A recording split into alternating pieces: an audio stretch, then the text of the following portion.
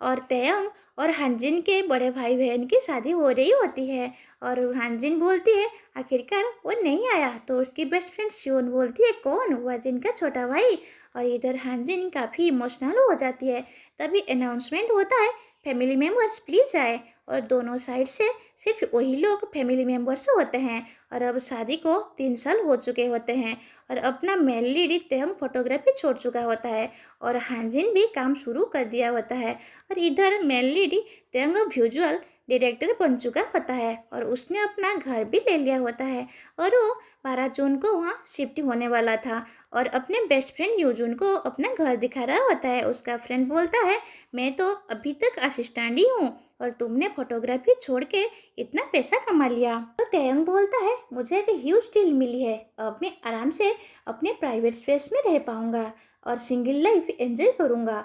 मैं यहाँ काउच रखूंगा, यहाँ फर्नीचर भी रखूंगा, और यहाँ से व्यू भी काफ़ी अच्छा है। और इधर हानजिन को ऑफिस में बताया जाता है कि हम आपको फुल टाइम एम्प्लॉय के रूप में नहीं रख पाएंगे। और इधर हानजिन काफ़ी सैड हो जाती है और बोलती है मैं अपने पैरों पर खड़ी भी नहीं हो पा रही हूँ, मैं अपना वेट कैसे उठाऊंगी इस दुनिया में, और अपनी बहन को क्या बोलूँगी। तभी उसकी बहन की कॉल आ जाती है, लेकिन वो फ़ोन नहीं उठाती, और रात को उसके घर चली जाती है। और उसकी बहन उसके लिए काफ़ी सारा खाना बना रखा होता है, और उसकी बहन बोलती है तुम खाना ठीक से खा रही हो ना, तुम काफ़ी दुबली हो गई हो।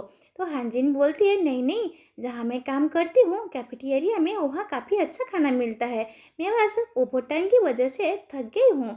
तो उसकी बहन बोलती है तुम सियोल आ जाओ, जब मैं ऑर्गेनाइज कर रही थी अपनी पुरानी जगह तो मुझे वेस्ट फूड से रिलेटेड ओल्ड मटेरियल्स मिला, तुम वापस अप्लाई कर सकती हो, तुम्हारे पास मेजर भी है अब, और तुम पोस्ट ग्रेजुएट भी कर ली हो, और मैं भी अब बेटर प्लेस में हूँ, मैं तुम्हें सपोर्ट कर सकती हूँ, तुम तो स्लो डाउन हो जाओ, तुम्हें भागने की ज़रूरत नहीं है, अगर ऐसे काम करती रही तो बर्नआउट हो जाओगी, कम होम। तो हानजिन बोलती है मैं वॉशरूम यूज़ करके आती हूँ, और इधर वो रूम में जाती है तो देखती है कि उसकी बड़ी बहन ने उसके लिए ऑलरेडी एक रूम प्रिपेयर कर रखा है जहाँ वो पढ़ाई करेगी, और वहाँ एक बुक रखी होती है real guide to get a job. तभी उसकी बहन आ जाती है। हानजिन बोलती है आप चाहती हो कि मैं यहाँ मूव करूँ, आपको कैसे पता लगा कि मुझे फुल टाइम के लिए पिक नहीं किया गया, आप मुझे ऐसा क्यों फील कराती हो कि मैं एक इडियट हूँ, आप हर बार यही करती हो, मुझे अपने आप से नफरत हो गई है। तो उसकी बहन बोलती है तुम क्या बात कर रही हो। हानजिन बोलती है आपको क्या लगता है मैं अपना वेट नहीं उठा सकती, मैं आपके ऊपर बर्डन हूँ क्या। उसकी बहन बोलती है तुम कैसे बर्डन हो सकती हो, तुम मेरी बहन हो। हानजिन बोलती है मुझे लगता है मैं आपको नीचे खींच रही हूँ, आपकी खुद की फैमिली है, ये मेरे लिए काफ़ी ज़्यादा है, कभी कभी मुझे लगता है काश मैं अकेली होती, आपकी बहन नहीं होती, मैं बस हानजिन होती। तो उसकी बहन बोलती है कुछ ऐसा मत बोलो जिसका तुम्हें बाद में रिग्रेट हो। हानजिन बोलती है मैं कभी इस हाउस में मूव नहीं करूँगी, प्लीज़ मुझे अकेला छोड़ दो। और ये कह के वो वहाँ से चली जाती है और बस स्टॉप पर बैठ जाती है और खुद से बोलती है मैंने ज़्यादा बोल दिया, ये मेरा फ्लाइट है, मैं कितनी रस्ट हूँ। इधर हमको पुलिस स्टेशन दिखाया जाता है और वाजिन को उसकी वाइफ का कॉल आता है। वो बोलती है उसने अभी तक मुझसे बात ही नहीं करी। तो वाजिन बोलता है चिंता मत करो, थोड़े दिन में वो बात करने लगेगी, वो बस थोड़ी हट है, बाय द वे मैं आ रहा हूँ। तभी पुलिस वाले बोलते हैं आज आपकी एनिवर्सरी है ना। वाजिन बोलता है हाँ, क्यों तुम जेलस हो। तभी उसको मैसेज आता है 1 जून को आपके फादर को प्रिजन से रिलीज कर दिया गया है। और इधर तेओंग को अपने बड़े भाई का कॉल आता है, और इधर हमको दिखाया जाता है कि वाजिन अपनी वाइफ के साथ कार में ड्राइव कर रही होती है और वो ख्यालों में खोया हुआ है। तभी उसकी वाइफ पूछती है तुम क्या सोच रहे हो, क्या तुम अपने भाई के बारे में सोच रहे हो। वाजिन बोलता है नहीं। तो वो बोलती है तुम हमेशा ऐसा ही करते हो, जब भी तेओंग का नाम आता है तुम चुप हो जाते हो, एक्चुअल में हुआ क्या है तुम दोनों के बीच, तुम मुझे क्यों नहीं बताते। तभी वाजिन बोलना स्टार्ट करता है और तभी साइड से एक ट्रक आता है और उनका एक्सीडेंट हो जाता है और उनकी कार बुरी तरह से डैमेज हो जाती है। इधर हानजिन बीएस फूड में जॉब के लिए अप्लाई कर रही होती है और उसने एप्लीकेशन सबमिट कर दी होती है। तभी उसका फ़ोन बजता है और इधर तेहंग अपने नए घर का डिज़ाइन देख रहा होता है और बोल रहा होता है यहाँ फर्नीचर करूँगा, यहाँ काउच करूँगा और 12 तारीख को मैं मूव इन करूँगा। वो काफ़ी एक्साइटेड होता है, तभी उसको भी कॉल आता है और इधर दोनों शक हो जाते हैं। हानजिन भागती हुई जा रही होती है और उसको बचपन याद आ रहा होता है कि कैसे वो बोलती थी, इस दुनिया में मेरी फेवरेट पर्सन मेरी बहन है। और इधर तेयंग को याद आ रहा होता है कि उसने अपने भाई से क्या बोला था, मैं तुम्हें कभी नहीं देखना चाहता और इस बार मैं तुम्हें लीव कर रहा हूँ।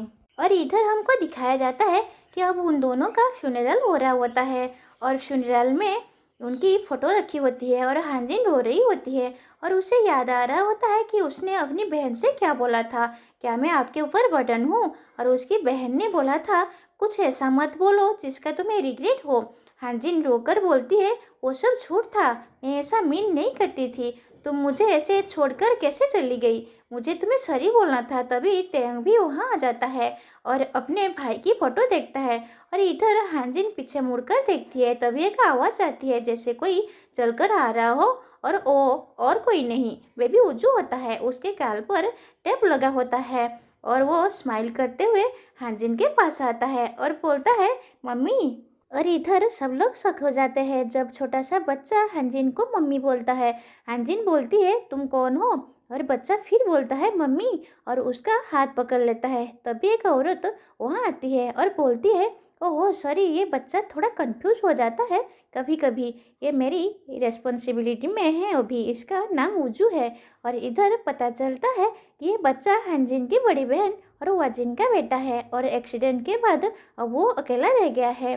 हानजिन काफ़ी शक हो जाती है, वो बच्चे को देखती रहती है और उसको समझ में नहीं आता क्या करे। तभी तेयंग भी वहाँ खड़ा सब देख रहा होता है और उसको पता चलता है कि ये बच्चा उसके भाई का बेटा है, यानी उसका निफ्यू। और इधर दोनों की आंखों में इमोशंस आ जाते हैं और दोनों एक दूसरे को देखते हैं। तभी उजू फिर बोलता है, मम्मी, और हानजिन को पकड़ लेता है और इधर वो बच्चे को गले लगा लेती है और वो पड़ती है। फ्यूनरल के बाद बात होती है कि बच्चे का क्या होगा। सोशल वर्कर बोलता है, अभी लीगली डिसाइड करना पड़ेगा बच्चा किसके पास रहेगा, क्योंकि उसके पेरेंट्स दोनों नहीं रहे। और इधर हानजिन बोलती है, मैं उसको रेज करूँगी, वो मेरा निशू है। तभी तेंग बोलता है, मैं भी उसका फैमिली हूँ, वो मेरा भाई का बेटा है। और इधर दोनों के बीच टेंशन हो जाता है। सोशल वर्कर बोलता है, अगर आप दोनों फैमिली हो तो आप दोनों को रेस्पॉन्सिबिलिटी शेयर करनी होगी, क्योंकि बच्चा अभी छोटा है और उसको स्टेबल एनवायरनमेंट चाहिए। और इधर हानजिन बोलती है, मैं उसको अकेला रेज कर सकती हूँ। तेहंग बोलता है, तुम खुद स्ट्रगल कर रही हो, जब भी तुम्हारी स्टेबल नहीं है और तुम बच्चा रेज करोगी।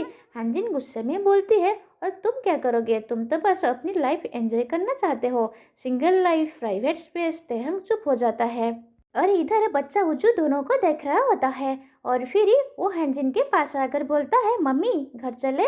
और इधर हानजिन फिर इमोशनल हो जाती है। सोशल वर्कर बोलता है, लगता है बच्चा आपको अपनी मदर फिगर समझ रहा है, इसीलिए अभी के लिए बेस्ट होगा कि वो आपके साथ रहे, लेकिन लीगली गार्डियन डिसाइड होने तक कोई ना कोई फैमिली मेम्बर सपोर्ट करेगा। और इधर तेहंग बोलता है, ठीक है, मैं भी हेल्प करूँगा। और इधर हानजिन उसकी तरफ देखती है और बोलती है, मुझे तुम्हारी हेल्प की ज़रूरत नहीं है। तेयंग बोलता है, ये तुम्हारे लिए नहीं है, ये उजू के लिए है। और इधर से उन तीनों की नई स्टोरी स्टार्ट होती है। एक ब्रोकन फैमिली, एक बच्चा और दो लोग जो एक दूसरे को बिल्कुल पसंद नहीं करते, लेकिन अब उनको एक ही यूनिवर्स में रहना पड़ेगा।